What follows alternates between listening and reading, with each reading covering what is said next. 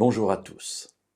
Nous nous sommes posé la question hier en fin de méditation de savoir si notre compréhension des versets ou notre lecture des versets 18 à 20 était correcte, c'est-à-dire en replaçant cette discussion que Jésus a avec ses disciples dans le contexte du pardon, puisque nous l'avions souligné très souvent, ces trois versets sont sortis de leur contexte du pardon pour parler d'autres sujets, sans doute très intéressants, mais vous voyez qu'en relisant cela dans le contexte du pardon, nous avons trouvé que Jésus, loin d'avoir le doigt accusateur sur le pécheur, était plutôt en train de nous interpeller sur la manière dont nous abordions celui qui pêche.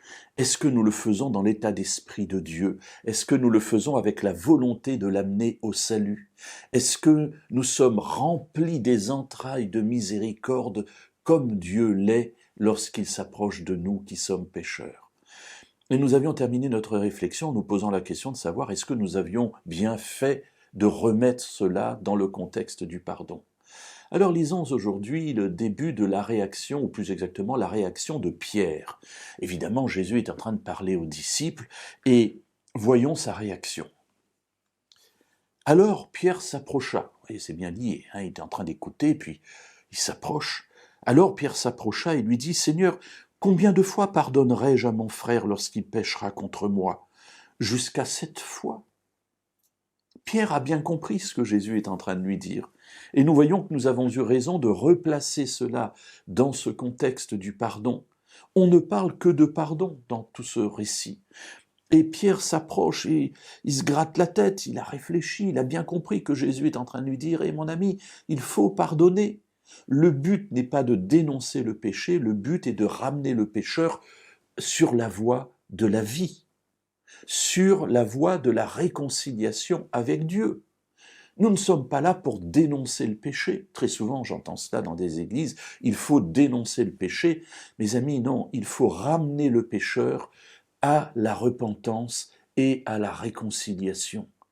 Vous voyez que l'état d'esprit et la perspective est différente. Ce qui m'intéresse, ce n'est pas le péché, mais c'est le pécheur.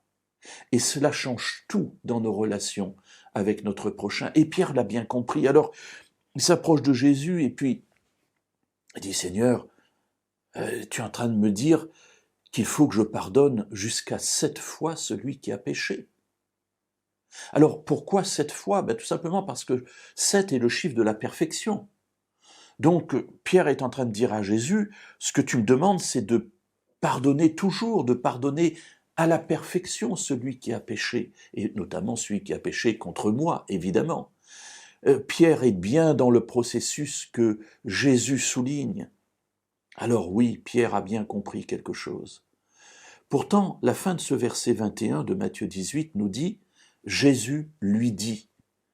Alors, nous verrons demain ce que Jésus lui dit, et cette parole va presque fermer le sujet.